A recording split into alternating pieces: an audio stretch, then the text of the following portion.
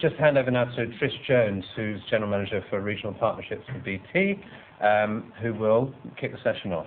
Trish. Thank you very much. Hi, good afternoon, everybody.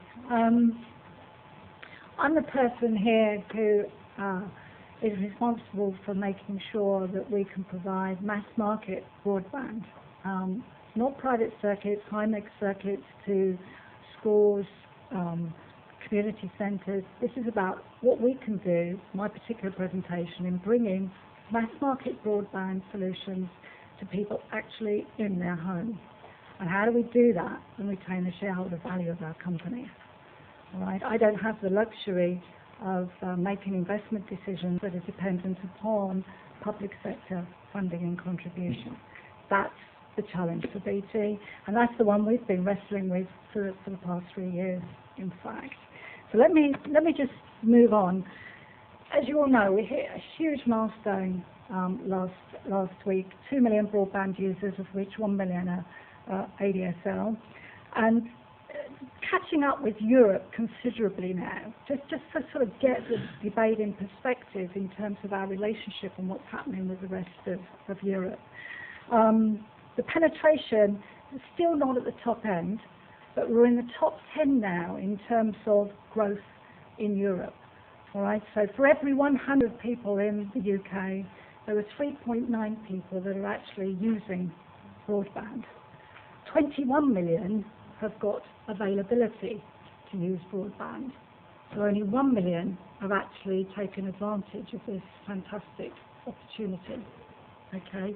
Our growth rate, however, is nearly 300%, and that is actually one of the fastest in Europe. So something is definitely happening in the UK.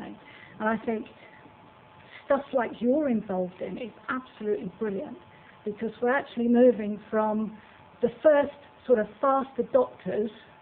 You know, we've reached the point where those that, you know, understood this, the people that know, they know with regard to broadband. We're now moving into the realms of people who don't know what they don't know about broadband. And that's the key point. We've got to demonstrate the way in which broadband can actually bring value to the people that want to use it. Okay. Where we are now compared to last year, this time, we had a huge investment push. We actually took broadband to 66% of the country over a period of about 13 months. And at that point in time, we had 140,000 users. Huge dilemma. What are we going to do about this in terms of the economics of us taking this forward?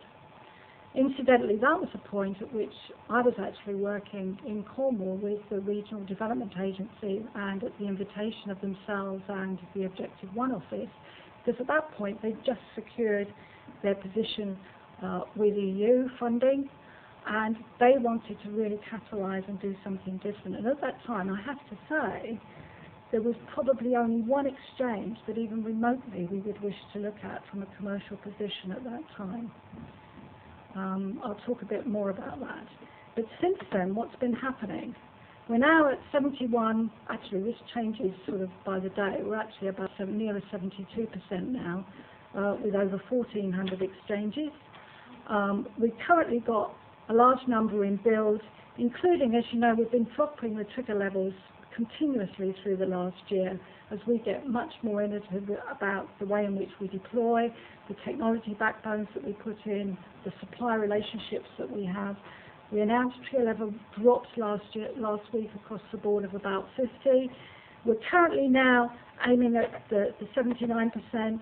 By March, we will be at 85%, based on the way in which the triggers are clicking over and we're going into build. So that's where we will be by March, and we're announcing very imminently, I look at my watch, okay, the next 400 exchanges plus. So we will be committing to build towards 90%. The issue that we have with you is, can we speed the rollout and deployment of that up? That's where we're willing to go now. We have no constraints, unlike in France, despite their recent announcement that they are similarly adopting a pre-registration approach. we have no constraints over the pace at which we would wish to take that out. Okay, so that's where we are now. We moved from the registration scheme allowed us to move from the we will build it and they will come, where clearly not a lot was happening for us, to how do we try and get some form of market-led, some demand-led approach to supply. And that's what gave birth to the pre-registration scheme, which we launched this time last year. As a result, 1,000 exchanges have been through this scheme, and we're actively working now with over 600 campaign groups. So if there is campaigns going on and we do not have visibility of the registrations of interest, then that actually affects the prioritisation of our rollout.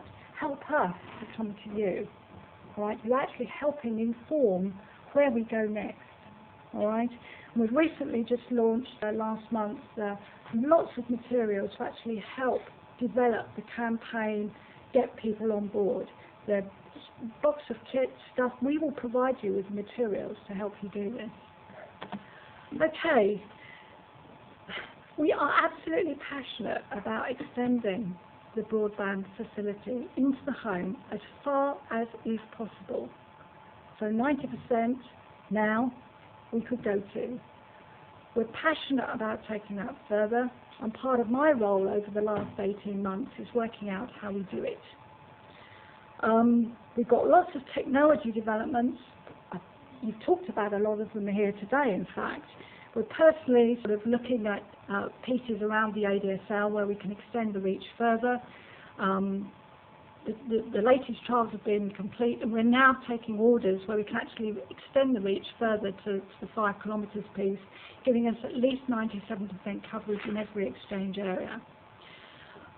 Exchange Activate is, if you like, our mini solution in a box, where a sponsor or an ISP or a private sponsor or a public sector sponsor can buy bundled offers of 30 connections, £45,000, subsequent bundles, £30,000 thereafter. They have the full wrap, the same as everybody else. Satellite, there's trials of also wireless ADSL and mesh radio, all of which will be complete in the next 3 to 4 months. How we then take them to market is the thing that we're looking at. Now, the partnership piece is the really interesting piece. How do we increase take-up in areas where the take-up is low? And I have to say that in places like Wales and the North East, take-up is 3%. In the Midlands and parts of central of UK, it's about 4%. So we're not even enjoying this 5% take-up nationally. What I've developed is a model, a partnership model, where we actually engage with you to segment at a geographic level. We can actually work out where the economics pay in, where they start to drop off.